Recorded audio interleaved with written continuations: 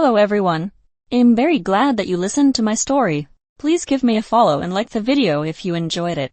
Feel free to comment and provide feedback so I can improve the sound quality. Yes, I will now continue the unfinished story. Mercy snorted as she pulled away. Is that supposed to make me feel better? He answered her laugh with a bittersweet one of his own. You're incorrigible, the lot of you. He left with Danny, and Mercy felt the crushing weight of the past few hours settle into her bones. She hadn't wanted to leave Hart's body in the boatworks. Now she wasn't sure that she was up to the task ahead of her. Diane placed a maternal hand on the side of Mercy's face, and Mercy couldn't help but nestle her cheek into its slender warmth. I'm glad he had you, if only for a short while, and I'm glad he has you now. Thank you, Mercy told her, grateful for the woman's grace and kindness. She was certain she didn't deserve it. Not when it came to Hart. She pocketed the handkerchief and led Diane to the boatworks, where they found Penn waiting beside the door. His eyes were puffy, and he seemed older than he had been a day ago. Can we make a deal that we're not going to hug each other? Because we'll both lose it if we do, he asked her. Thank you. Yes. Where's Seti? He's asleep. In my bed. Sorry. It was late, and we both crashed. I forgive you. Him not so much. She was hoping to coax a small smile out of him, but he was as solemn as a shipyard. I want to say goodbye to him, but I also don't want to see him. I don't know what to do. I've got a sailcloth over him, Mercy told him. You could come in and say goodbye and see him, but not see him at the same time. Would you like that? Penn nodded.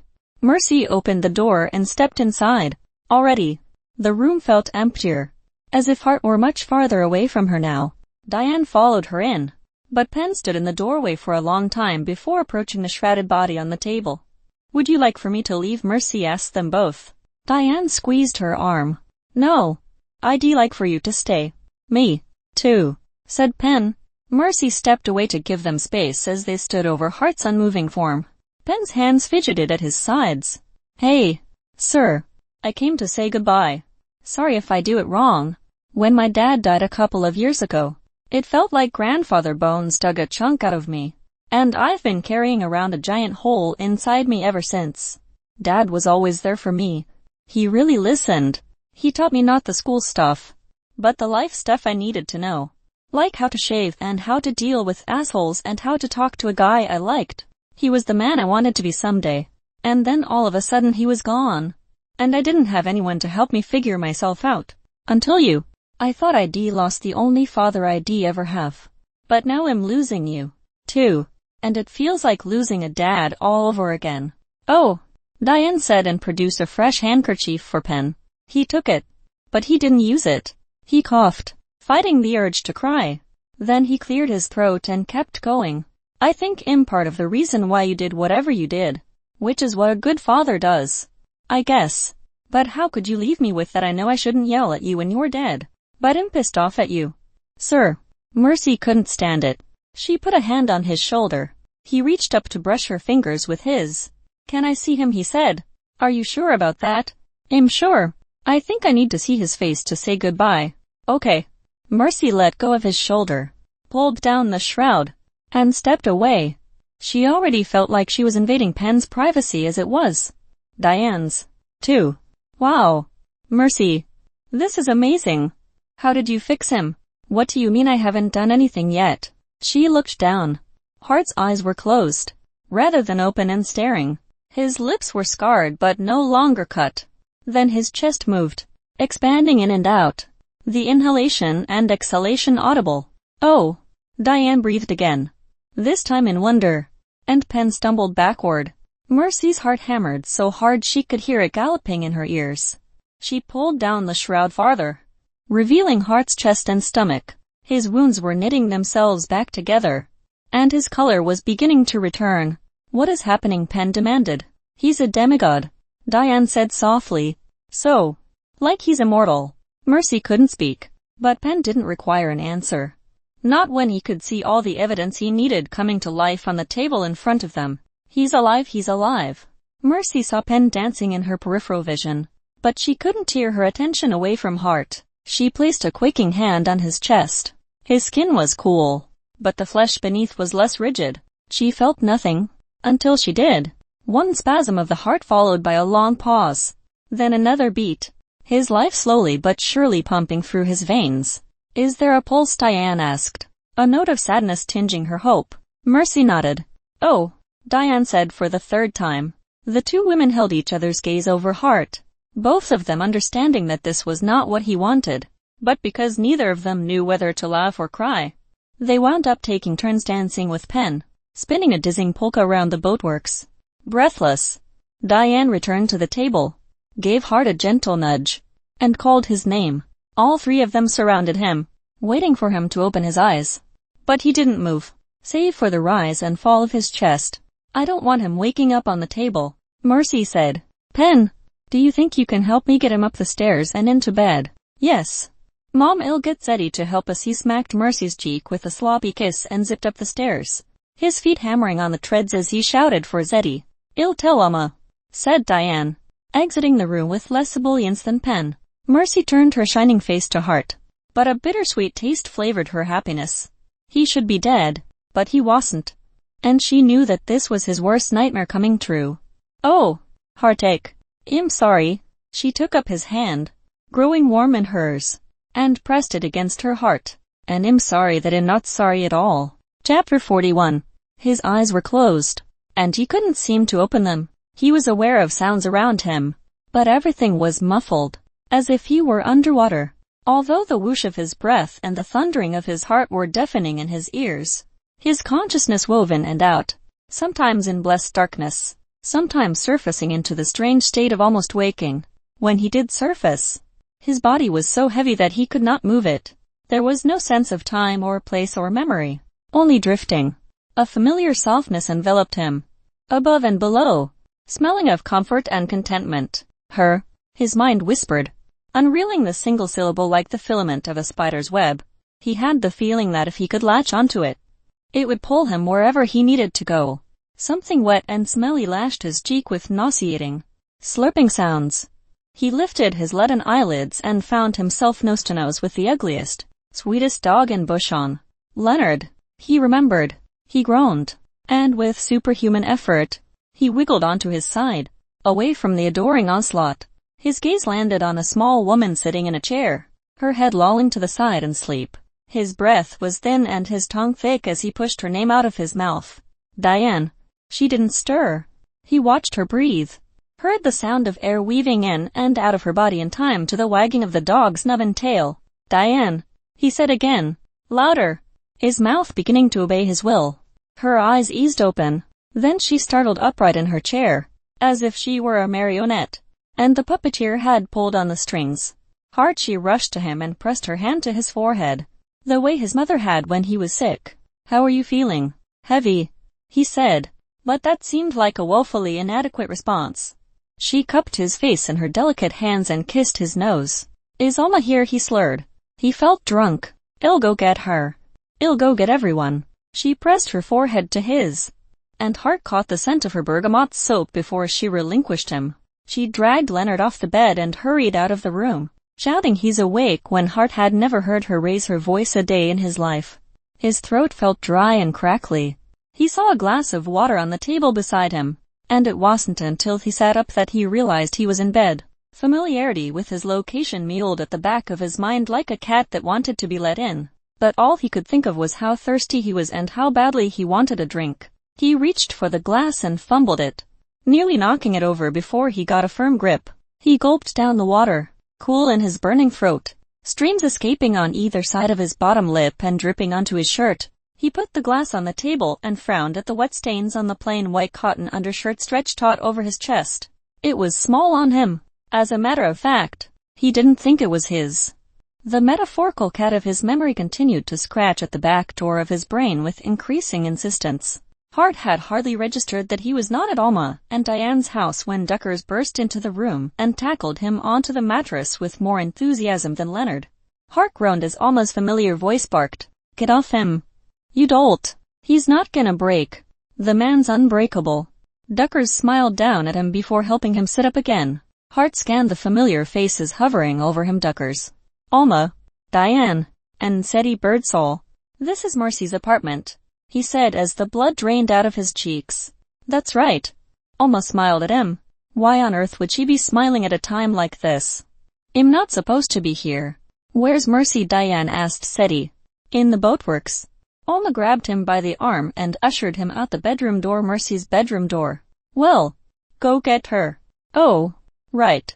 Off Seti went to fetch the last person in the world Hart was supposed to see. He flung off the blankets and stood on unsteady feet. Suddenly, everyone had their hands on him, and he found himself in a sea of no. No one lie down, and you've been out for 3 days. I have to get out of here, he insisted at the same frenzied moment that he realized he was wearing nothing but the white undershirt and a pair of boxer shorts a size too small, covered in tiny hot dogs. Definitely not his. Where are my clothes? No one would listen to him. They kept trying to convince him that he should stop or sit or lie down or listen as the cacophony of his own alarm spun in his head and came tumbling out of his mouth. I have to go. Hart, calm down. I'm not supposed to see her. If you would. He yanked himself free of their hands, and his calves smacked painfully against the bed frame. I can't see her. Hart. His name spoken from that mouth sliced through the noise. Everyone fell silent. Hart included. Mercy stood in the doorway of her own bedroom with Seti shuffling nervously behind her. She wore the blouse with the yellow flowers printed on it, her dungarees riding high on her waist, her hair wrapped up in a yellow scarf. Her red glasses were a smidge crooked on her nose. Hart froze as their eyes locked across the room. His heart had barely begun to mend, and seeing her now was like ripping open the wound all over again. He stood there, inexplicably wearing someone else's underwear, unable to mask how raw and broken he was, while too many people were there to witness how much it hurt him to see her. Only then did it finally occur to him to wonder how Head wound up half-naked in Mercy's bedroom in the first place, because he was 99% certain that it had nothing to do with sex. There was no earthly way he would forget making love to Mercy. Mercy, who looked at him with an emotion he couldn't identify. It wasn't anger, but it wasn't joy either. Do you remember what happened? Alma asked him, touching his arm in a tender way that was very un-Alma-like. He shook his head, although truth be told, he wasn't trying too hard to remember. He was pretty sure that recalling the events that had landed him at Mercy's apartment in a strange pair of underwear would be a bad idea.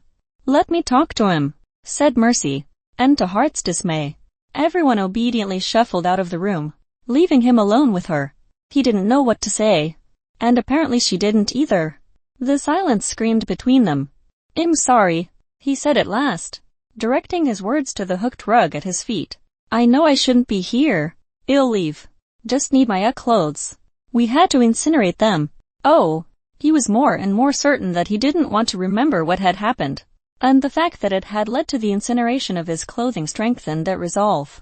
I have extras in the hold of my duck, he offered, his desperation to escape tinting every word. You left your auto duck at the North Station. Zeddy and Pan are going to drive up to get it tomorrow. The North Station? Why was his duck there? His memory caught up to him in fractured bits and pieces. The resolve to open the door, gearing up at the North Station. Salt liquor. The field. The fight. The pain. The lost souls of Tanria flying around him and through him, his body dropping as the door slammed shut. I died, he said. His face felt numb. Yes. I'm dead. No. His attention snapped to her face. Her eyes were red-rimmed behind her glasses, as if she'd been crying or was about to cry. A pitying look. He didn't think he could handle her pity. He wanted to run from the room from her and that terrible compassion, but she stood between him and the door, so he stared at the rug again. I know this is the last thing you wanted, she said, but I hope it's some comfort to know the truth now. What truth? Hart repeated hollowly. That you are immortal. He nodded absently, and then he remembered everything. Everything. His mother and Grandpa and Gracie and Bill and all the places he thought of as home. He remembered the ward and his father talking to him on the branch of a maple tree. He remembered the feel of his father's warm hands and gentle kiss as he tucked Hart into bed with the promise of 2 deaths to die and 2 lives to live. He let his gaze drift to Mercy's face once more. He understood her pity now and was touched that she cared enough for him to feel sorrow on his behalf, especially when it was a worry he could dispel for a change. I'm not immortal, Hart. You were dead, and now you are not. He almost told her everything, but what was the point? He had his life back, but he'd still have to live it without Mercy. In the end, he simply said, I know. You have to trust me on this one. Not that I've given you much reason to trust me. He watched her forehead furrow in confusion, an expression so sweet that he let himself enjoy it for a second before he said, "I'll get out of your hair. I'm sure Alma and Diane can give me a ride to their place. You can't leave. I think it's for the best." She marched straight at him, and his heart jumped in his chest. His whole body went rigid with expectation, although he had no clue what exactly to expect. A slap across the face, a punch to the stomach, a kick to the nuts. A kiss. She yanked open the drawer beside the bed, pulled out a piece of paper, and held it up for him to see. "Dear friend. My dearest. Mercy." He wanted to howl at the bride of fortune, but it wouldn't change the fact that the letter was in Mercy's hand now, that she had read his words and seen his heart in a way that he could never take back or hide, and it made him feel like the skin had been peeled off his flesh. "But my clothes were incinerated," he said helplessly, his eyes riveted to the brutal honesty of his own words. "The truth is that, if anyone bothered to scratch my brittle, craggy surface, they would find that my heart and soul belong entirely and completely to Mercy Birdsall. A Nimkalim fished it out of your vest and delivered it before we burned your clothes. A rabbit. Bassaris. Thuck." Hart uttered. He turned away from her and gripped the headboard of her bed. "I'm sorry." "For what?" "For everything." "I need you to be more specific than that." He could feel her eyes boring into his back. "I'm sorry I didn't tell you about the letters." Another savage pause followed his apology. "You are failing miserably at this, so I'm going to help you out. Let me tell you exactly why you should be sorry." The fury in Mercy's voice was so acute that Hart braced himself. "You should be sorry that you thought I wouldn't eventually forgive you for not telling me about the letters. You should be sorry that you couldn't push past what I said in anger and come talk to me. You should be sorry that you put yourself in danger when the people who love you would rather keep you here. You should be sorry that you went and saved the world and got yourself killed in the process and left me here without you." "I'm sorry," he sobbed. "I don't want to hear 'I'm sorry.' Mercy, or I don't deserve you. Mercy, or I hope you find someone else. Mercy, I want to hear 'I love you.' Mercy." She slammed the letter onto the bedside table and gasped for air. Hart let go of the headboard and turned to stare at her, dumbfounded, before he found his words. "Well, of course I love you. Mercy. Was that up for debate?" She burst into tears. "For the love of the mother of sorrows. Would you hold me, please?" Hart obeyed, his movements jerky and mechanical as he wrapped his arms around her. But holding Mercy was the same thing as coming home, and he drew her in closer and tighter, feeling her warmth against him, breathing in the pine scent of her hair. "Please don't make me let you go," he whispered. "If you ever let me go again, I will strangle you." Mercy kissed him, and he thought he might fall to his knees. "I love you," she said against his lips. "Gods, I love you, too, so much." He kissed her and tried not to get snot or tears on her face. Then again, she was crying, too, and he didn't think he'd mind her snot or tears in the slightest. "Aw, that's sweet," a familiar voice said behind him. Hart turned to glare at Bassaris, who was, for reasons Hart could not begin to fathom, staring at him and Mercy through the open doorway, alongside Alma, Diane, Duckers, Seti, and an owl, all of them grinning. "Isn't that the cutest fucking thing you've ever seen?" Bassaris asked the rest. "It is," Seti agreed with an obnoxious smirk. "Nice boxers. Ralston, this is Seti's underwear." "Isn't it?" Hart asked Mercy under his breath. "We were desperate." The owl primly clapped his white wings. "Brava and brava, what a marvelous finale. I do enjoy a happy ending. I want to remind you that I totally called this." "Sir," Duckers chimed in. Bassaris blew his nose into his handkerchief. "Fucking beautiful." He wept. Epilogue. "Hey." Hart waited until he had the attention of the two adolescents, the charcoal in their fingers dusting their guilty hands, as they took in his 6 feet and 9 inches, his gray demigod eyes, and his sheriff's badge winking sunlight at them. They looked like they might literally shit themselves. Gods. This job was fun sometimes. One of them girl was smart enough to run. The boy remained pinioned in place by Hart's icy glare. Girls were always smarter than boys. "What do you think you're doing there?" Hart asked him. The kid was so scared that the charcoal tumbled from his hand out of pure terror as Hart loomed over him and regarded the boy's handiwork on the exterior wall of the schoolhouse. "MS. Sanderson is a bixth. MS. Sanderson may be a bixth pronounced the word exactly as it was spelled by Thu, but the poor woman's got her work cut out for her if she has to teach you lot how to spell bitch right. Hart picked up the charcoal, crossed out bixth, and demonstrated the proper spelling in his neat, blocky print. Then he chucked the charcoal and leveled the boy with his steeliest glare. The kid whimpered, "Let's go say hi to your dad, Thomas, and see if he'll let us borrow a bucket of soapy water and some rags so that you can clean this up."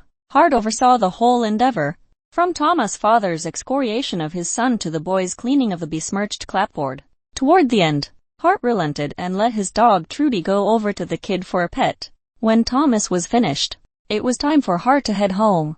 En route, he stopped to watch the workmen take down the sign at Cunningham's funeral services with smug satisfaction. Mercy's coordination with the other undertakers along the border, combined with her investigation into the Undertakers' shady practices, had put Cunningham out of business and into jail.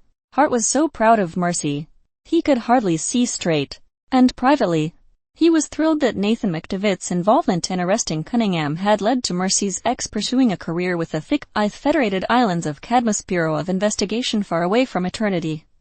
A sharp bark pulled his attention away from the defunct Undertaking business.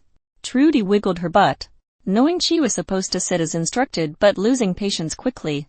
The second Hart met her slightly bugged eyes. Her thick tail thumped the ground. "Ready to go?" "Trudy True," he asked his comic book superhero sidekick, named for Gracie Goodfist's best friend. The metronome of her tail increased its tempo dramatically. She was short but stocky, with a kind of barreled rib cage Hart liked to pat with a satisfying thump. "Come on." Then, she walked at his side like his shadow, her tail always moving, her mouth a constant smile as they headed to Mercy's Undertakings. Passing by the family home on the way, Roy was sitting in a rocker on the front porch, whittling a boat. When he wasn't whittling boats, he could frequently be found taking naps with Emma Jane. It was the cutest thing Hart had ever seen. Trudy ran ahead of him to receive the affection that was due to her from her human grandfather. "Hi, Sheriff," Roy called as he set down his knife and ran his big hand over Trudy's adoring head. "Hey, Pop, remember, there's a barbecue tonight at Alma and Diane's. Between all you kids, I've already been reminded 7 times. Zedda's made roughly 20 side dishes. And cookies." Hart lit up. "Snickerdoodles." "I think so. But he won't let me eat any." "Brutal." Hart commiserated before stepping inside to steal one. He ducked into the kitchen, where the plate of snickerdoodles sat on the counter. Zeddy and Duckers were too busy making out against the icebox to notice that Hart was standing there, eating one. "Shouldn't you be working?" he asked his former apprentice. Duckers continued to keep his lips locked with Zeddy's as Zeddy flipped Hart the bird behind his back. "Barbecue tonight at Alma and Diane's," Hart reminded them as he took another bite. "Bring these." Duckers finally pulled away from Zedda's mouth. "No offense, sir, but please go away. You know you can call me Hart now." "Right." "Duckers, you know you can call me Pen now." "Right." "Hart." Hart considered this as the taste of cinnamon lingered on his tongue. "Nope, can't do it. You're as bad as Mercy," Zeddy groused as he grabbed Ducker's hand and led him toward the staircase. "Thank you." "Hey, sir, I spotted a dragon flying over Sector W13. "No joke," Duckers called over his shoulder as Zeddy dragged him up the stairs. Hart had to raise his voice to be heard as the 2 young men went into Zeddy's bedroom and closed the door. "Salt fucking sea. How many times do I have to tell you there are no dragons in Tanria?" Duckers snickered loudly behind the door. Hart shook his head, but he was laughing, too. On his way out, Hart patted Roy on the shoulder and handed him a pilfered cookie before heading home. A half-block from Mercy's Undertakings, he caught up to Denny, who was pushing Emma Jane in a stroller up the boardwalk. "Ready for ribs?" "I am ready for any meal I don't have to cook or clean up," Donnie said. Trudy stuck her nose in Emma Jane's face. The baby laughed, revealing all 2 of her bottom teeth. Hart reached into the stroller and picked her up. She loved it when Uncle Hart swept her into his arms, because he made her taller than everyone else. He kissed her neck or tickle spot and made her screech with laughter. "Would you like me to collect your wife?" Hart asked Danny when they arrived at Mercy's Undertakings. "By all means. Come on, Emma Jane Littlebottom." He carried the baby inside with him, bouncing her and her dark curls as they walked through the lobby.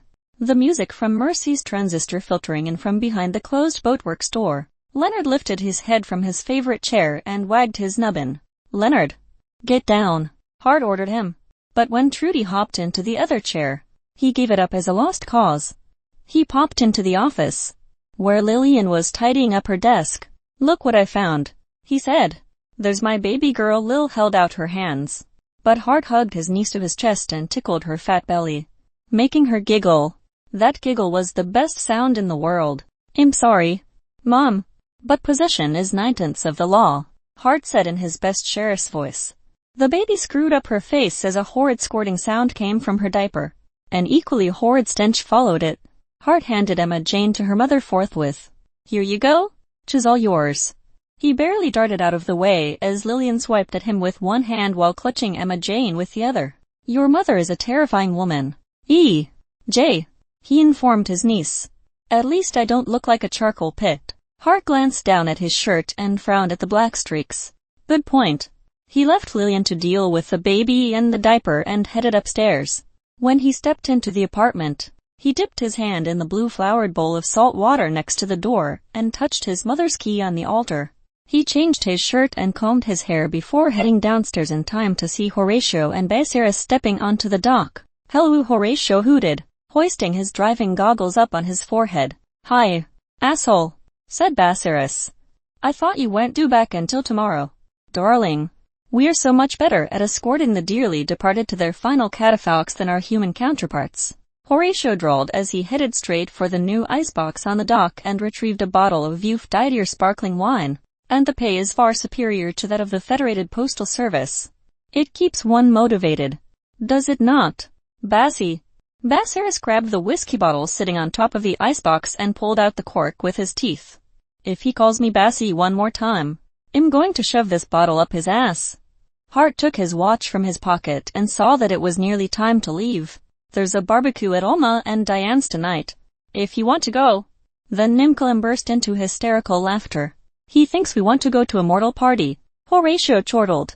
"Loser, you're fired," Hart told them both, which made them laugh harder. He shook his head, but he was smiling as he headed for the boatworks. The volume of the music rose sharply when he opened the door and found Mercy counting urns in the supply closet. She wore her yellow dress, the one she had been wearing when Hart stepped into the lobby of Birdsall Son years ago and nearly blew it with the love of his life or the love of his lives, as it were. He took her by surprise, sweeping her into his arms and dancing her around the boatworks.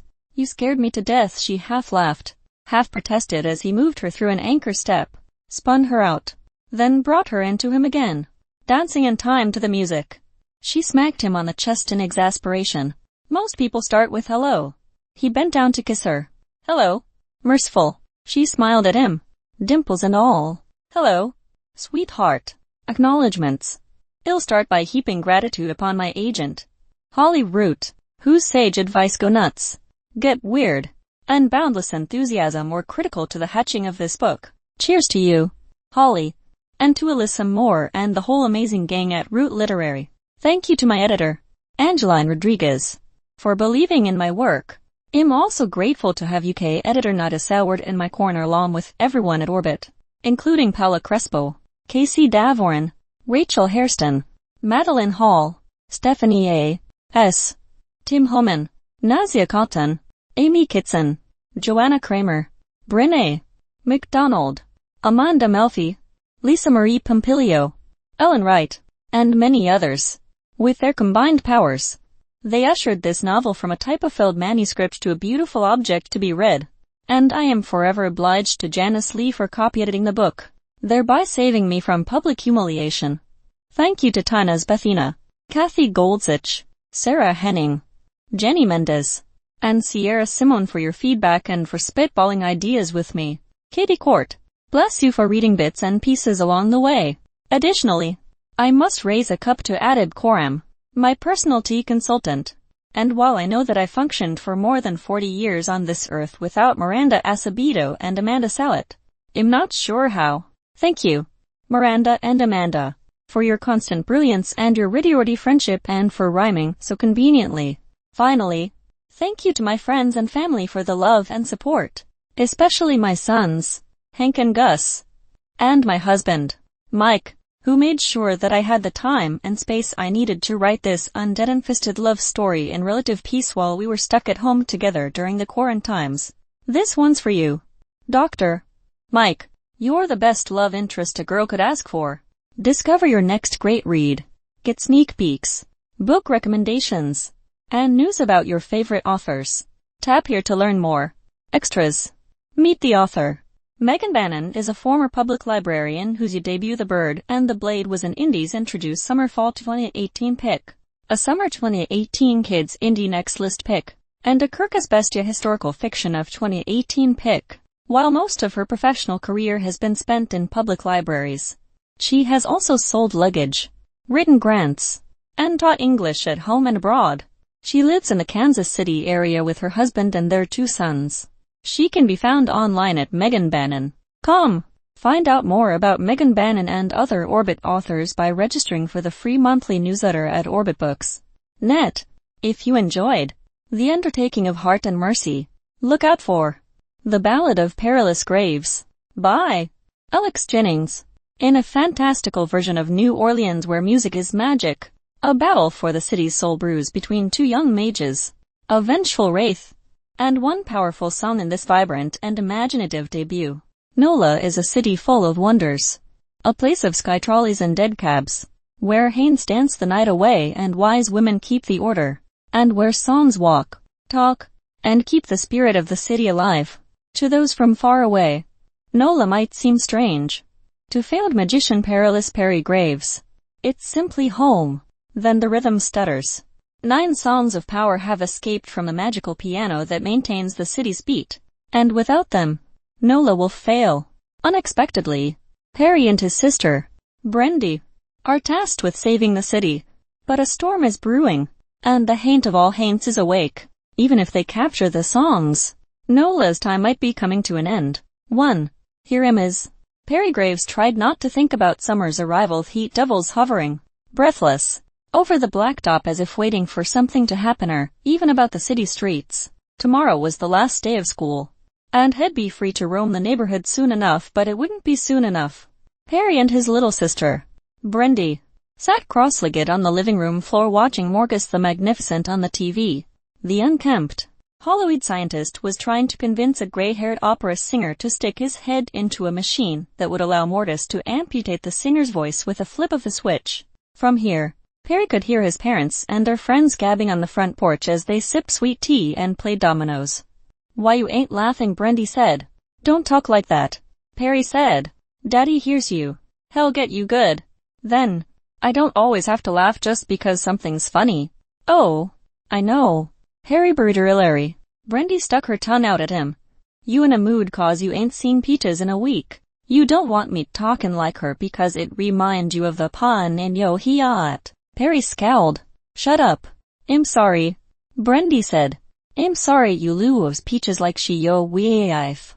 Little bit. You be sorry you don't shut your mouth," Perry threatened. He had no idea what he could do to silence her without getting into trouble. "Naeom zzz back for a moment." Brendy absently imitated the sound effects from Morgus.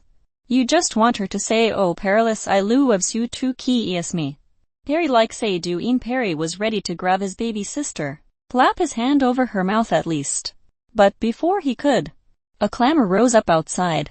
"Look, there's some grown-up," shouted from the porch, his voice marbling through a hubbub of startled adult exclamations. Whatever was going on out there had nothing to do with Perry, so he ignored it. He was sure that someone had just walked through some graffiti, or that a parade of paint bodies was making its way down Jackson Avenue. He grabbed Brendy's wrist, all set to give her a good tickle. But when the first piano chord sounded on the night air, Perry's body took notice. Perry let go of his sister, and his legs unfolded him to standing. By the time the second bar began, his knees had begun to flex. He danced in place for a moment before he realized what was happening, then turned and made for the front door.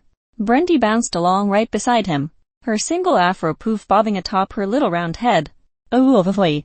Ooh, boy. Ooh, baby. Ooh, boy."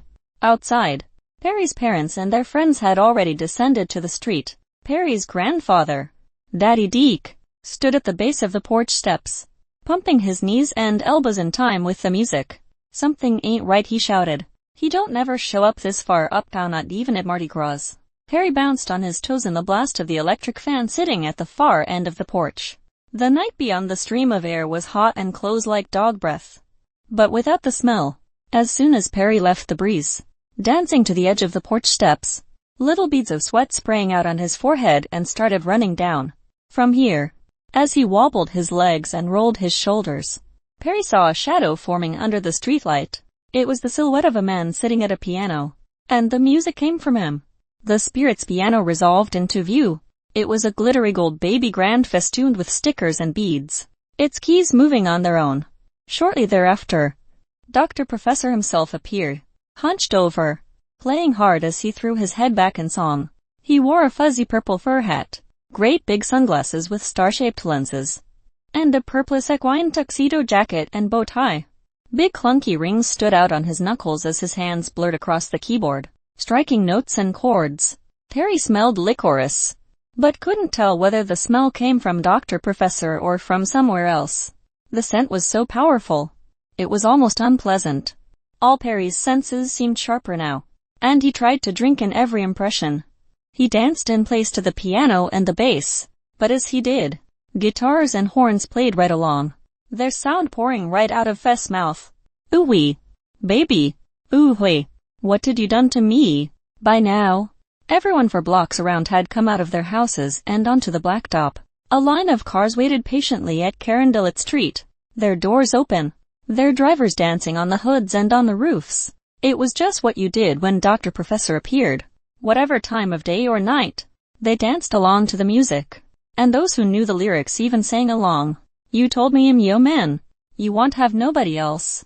Now sittin' home at night, with nobody but myself." Perry gave himself up to the sound and the rhythm of the music. The saxophone solo had begun, and it spun Perry around, carried him down the steps and across the yard. His feet swiveled on the sidewalk, turning in and out as he threw his arms up above his head. Just as quickly as had come, Dr. Professor began to fade from sight. First, the man disappeared except for his hands. Then his stool disappeared, and then the piano itself. He had become another disturbance in the air, a weird blot of not really anything smudged inside the cone cast by the streetlight. And just before he had gone entirely away, Perry heard another song starting up. The music released him, and the crowd stopped moving. "Oh, have mercy," Perry's mother crowed. "That's what I needed. Baby, that Dr. Professor sure can play. Baby, you know it. Take your bounce. Take your Zydekoth is a jazz city through and through." Wilting in the heat, Perry turned to head back inside and saw Daddy Deke still standing by the porch. The old man wore a black and crimson zoot suit, and now that had finished his dance, he took off his broad-brimmed hat and held it in his left hand. He looked down his beaky nose at Perry, staring like a bird. "Things like that don't happen for no reason," he said. "Something up? Something bad?" Perry asked. "Couldn't tell ya. Baby," he said. "Daddy Deke don't know much about magic or spirits, but I gotta wonder why that streetlight in particular, that one right there in front of Peach's house." Now Perry turned to look back at the space where Dr. Professor had appeared. Daddy Deke was right. It stood exactly in front of Peach's big white birthday cake of a house. "I didn't see her dancing," Perry said. "Did you? If she'd have been there, would have known it," Daddy Deke said. "Can't miss the Peaches. Now, can you?" Perry and Brendy's parents resumed their seats on the porch, but Daddy Deke headed past them into the house. Perry and his sister followed. In the foyer, Daddy Deke paused to breathe in the cool of the AC and mop his brow with a handkerchief. "Ain't danced like that in a minute," he said. The living room TV was still gabbling away. Brendy twirled and glided over to shut it off, and Perry wasn't surprised. After seeing Dr. Professor, the idea of staring at the TV screen seemed terminally boring, but so did port sitting. "What you doing tonight anyhows?" Daddy Deke, Brendy asked. "Caught a couple bass in the park this morning," the old man said. "Might as well fry some up and eat it. You went fishing without us. Y'all had school," Daddy Deke said. "If you comin', come on." Daddy Deke's house sat around the corner on Brainerd Street, a stubby little avenue that ran from St. Andrew to Phillip, parallel with St. Charles. The low, ranch-style bungalow with a terracotta roof and stucco walls looked a little out of place for the central city. It was the kind of place Perry would expect to see in Broadmoor, approaching back from the street like Thundercat's lair. As Perry and Brendy crossed the lawn, Daddy Deke broke away to head for his car. An old Ford Comet that seemed like a good match for the house and that it was also cat-like. But instead of Thundercat's lair, it reminded Perry of Panther, Skeletor's evil but harmless familiar. Daddy Deke turned to look at his grandchildren over his narrow shoulder. When? Y'all. I just gotta stash something real quick. Me. As always. The door to Daddy Deke's house was unlocked. Perry let himself and Brendy inside and took a deep breath. Daddy Deke's place had a smell he couldn't quite identify, but it was unmistakable. A mix of incense, frying oil, and Daddy Deke's own particular aroma, one he wore beneath his cologne and his mouthwash. The scent that was only his. At one time, the house had been a doubled shotgun. Daddy Deke had had the central dividing wall and a couple others knocked down, but the second front door remained. Perry and Brendy took off their shoes and stored them in the cubby underneath the coat rack. By then, Daddy Deke had followed them inside. Do the fish need scaling? Perry asked.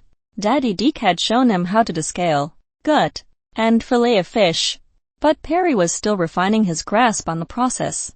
There was something about it he enjoyed, figuring out how to get rid of all those fins, bones, and scales. Felt a little like alchemy, transmuting an animal into food.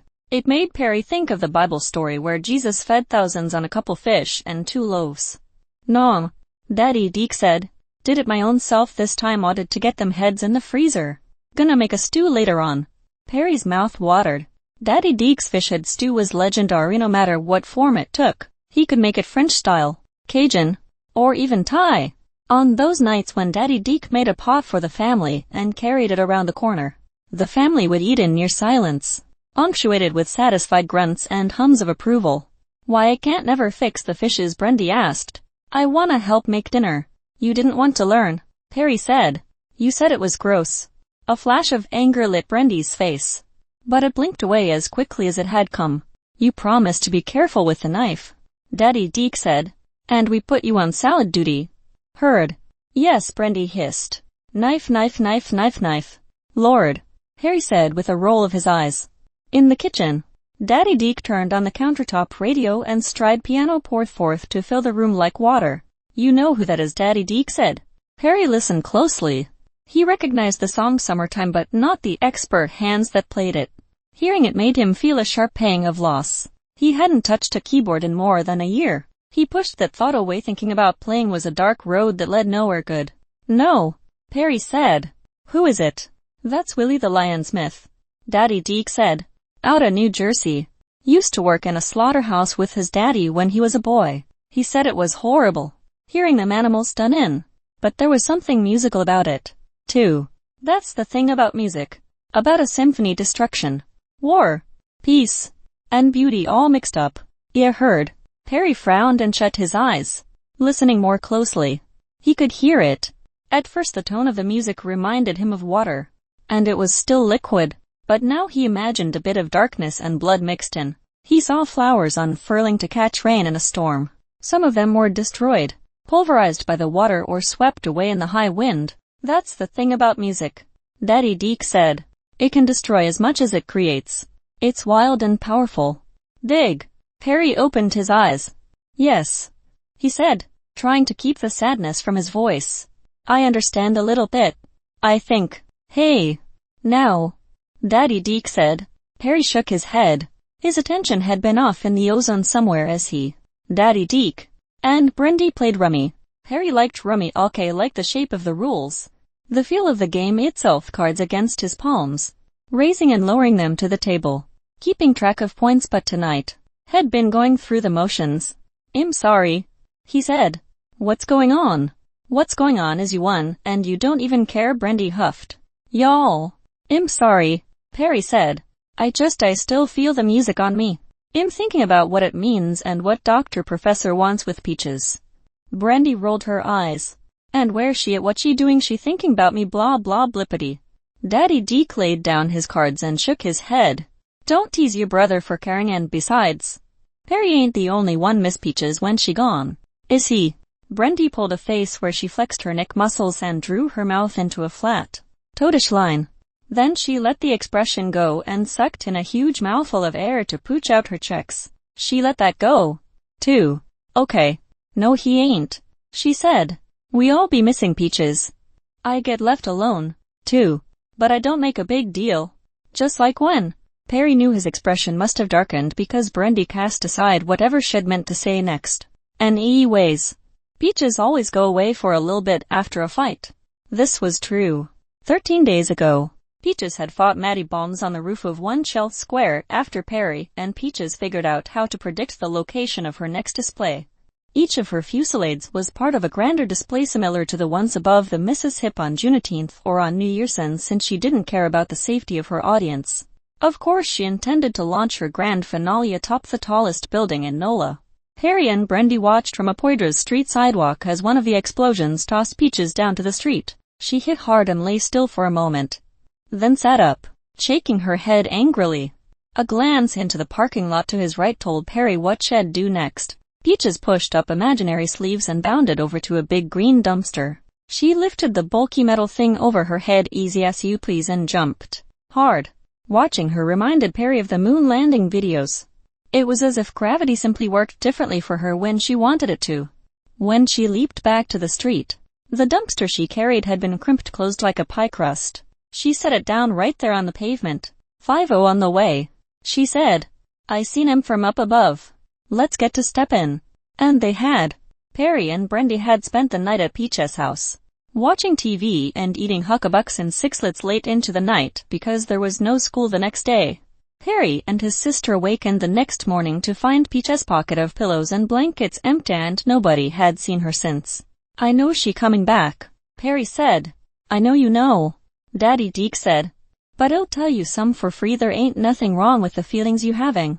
But them feelings are yours. Ain't nobody else responsible for 'em. Dig, you can't carry nothing for nobody else. And can't nobody carry what's yours for you. Perry frowned. In the past, Daddy Deke had never failed to offer him comfort when he was feeling low. But this advice seemed important. He turned Daddy Deke's words over in his mind for the rest of the night. Can't nobody carry what's yours for you. What burdens did he carry? And why? Well, there was the dream he'd had, but some dark, quiet presence in the back of Perry's mind told him that it hadn't been a dream. It had been a warning, and he'd be a fool not to heed it. Music might be the most powerful magic in NOLA, but it couldn't help Perry, not really. Dryads Academy was an old square-built Art Deco building that looked more like a courthouse than a place of learning. Its facade was a riot of ivy, full of ladybugs the size of baseballs, which marched up and down the outer walls, keeping them clean. Chickens roosted in the trees out front, and one of the substitute teachers, Mr.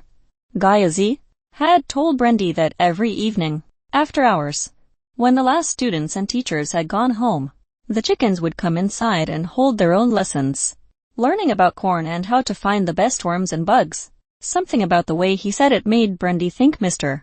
Gaiazi was probably joking, or at least that he thought he was. Inside, the building boasted green marble floors, old-fashioned mosaics, and vintage furniture maintained by an invisible custodial staff. What Brendy loved most about the place, what she couldn't imagine ever parting with, was its smell. Crayons, glitter, oil soap, and cooking. It smelled best on cold winter days. But even on the last day of school, Dryads Academy smelled like home. How her brother could leave it made no sense to her. This year, Perry and Brendy had attended separate schools.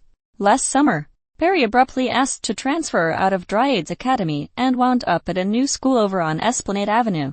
Brendy didn't understand the choice, and she knew she should have asked Perry about it. But every time she tried to bring it up, Perry's face took on a lost, hunted look, and she backed down. Still, it made her sad and angry to be without him. And sometimes those feelings formed a little knot of tension in her throat, like she'd tried to swallow a pill and failed. All year she had avoided thinking about it. But now, as she sat at her desk by the window in Mr. Evan's class, ignoring the movie playing on the classroom live screen in favor of a Popeye the Sailor Man coloring book, she wondered whether Perry had decided to leave because he wasn't good at music. Brendy bore down with her fuzzy-wuzzy brown filling in the outline of Popey's left arm as he slung a string of chained toge their oil barrels over his head. She'd taught herself a trick earlier this year. She liked to color in her figures hard, in layer after layer, careful, of course, to stay inside the lines, then go back with a plastic lunch knife and scrape away the wax. The process resulted in smoother, richer colors that had won her an award from the Chamber of Commerce in its carnival coloring competition. The grand prize had been a beautiful purplined white bicycle that Daddy Deke taught her to ride without training wheels. Brendy frowned, listening hard, as she finished coloring Popey's exposed skin and tried to decide what color olive oil should be this time. The chickens in the tree outside had gone quiet. Brendy had earned the right to sit by the broad classroom window because Mr. Evans thought she did such a good job fighting the temptation to stare outside at the trees and the play yard, and the neighborhood beyond. This was only partly true. Brendy found it easy to keep from staring out the window, because she tended to listen out it instead.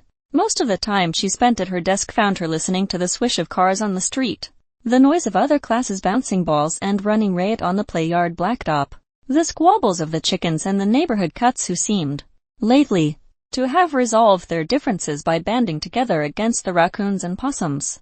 "Hey, girl, was that Peaches?" Brendy raised an eyebrow. "Hey, girl, hey." Brendy frowned and selected another crayon. "Peaches," she whispered. "Yeah, girl. Come on, we gots to go." Brendy considered briefly, then raised her hand. It took a while, but Mr. Evans noticed. "Brendy, can I go use it?" Mr. Evans nodded curtly. 2 minutes. But he'd never remember. Jelly Roll Morton Memorial Academy was abuzz with the news that Dr. Professor had appeared at Jackson and Brainerd last night, right in front of Perry's house, and that Perry himself had been there. "What did you do?" kids asked. "Oh, you know," Perry said, basking in his fame. "I do like you do. I danced." "What song he played?" "Misty Chance," Perry answered. "It happens to be a favorite of mine." "Who else was there?" "The backup singers, any Peabodys?" "At this time of year?" Perry asked. "It ain't Mardi Gras, you know." "My daddy says it couldn't have been him," Mickey Ledoux said with a shake of his head. "It was just after 9 that morning, and the 5th grade was putting the finishing touches on that year's learning system. The project was designed to represent everything the 5th grade class had learned about the Huey Long Bridge, about the Chinese Revolution, about fractions, adding and subtracting time, and about Albert Einstein. The 5th grade students had been divided into teams of 5, and each student was responsible for designing and creating a representational planetoid to affix to the system, a giant mobile where every planet was an idea. Perry and Mickey were on the math team, and Perry had made an abacus from ping pong balls and PVC pipe, papered with cutouts from magazines and show flyers featuring musicians and clubs from around town. It had taken Perry weeks to come up with the design, and weeks more to execute it. Daddy Deke had brought him every magazine he could find that had even a mention of a NOLA musician. But here it was, complete, staring him right in the face. When Perry looked at Mickey's sculpture, he felt like he'd been duped. Mickey had made a sundial that looked like it had taken him maybe 20 minutes to put together, no time at all if, as Perry suspected, Mickey's older brother had just done it for him. Now, the entire 5th grade had taken over the cafeteria under the supervision of the art teacher, Miss Erica, and were completing the final assembly so that the project could be hoisted on wires and suspended from the cafeteria's high ceiling until next year's 5th grade class completed its own. The usual lunch tables were absent. There'd be no lunch at school since today was a half day, and instead they stood at beige folding tables wearing their father's cast-off dress shirts backwards to avoid messing up their uniforms. Mickey himself had already started puberty, and his long legs combined with his light musculature made him the fastest runner at Morton Academy. When Mickey kept his mouth shut, running or playing ball, Perry envied the way he impressed everyone, especially the girls. When Mickey talked, though, it was usually to parrot something some dumb grown-up had said. "You think anyone in NOLA could mistake anybody else for Dr. Professor?" Perry asked. Mickey considered. "Not really," he said slowly. "But what if it was a trick? What if it was somebody else impersonating him?" "Impersonating," Perry corrected without meaning to. "Why would anybody who could play like that pretend to be anybody else?" "I don't know," Mickey said with an irritated shake of his penis-shaped head. "But it couldn't be him. It ain't Mardi Gras." And Jackson is too far uptown for Dr. Professor to just show up there. Harry didn't answer right away. Biting his lip, he finished duct taping a plastic coat hanger to the top of his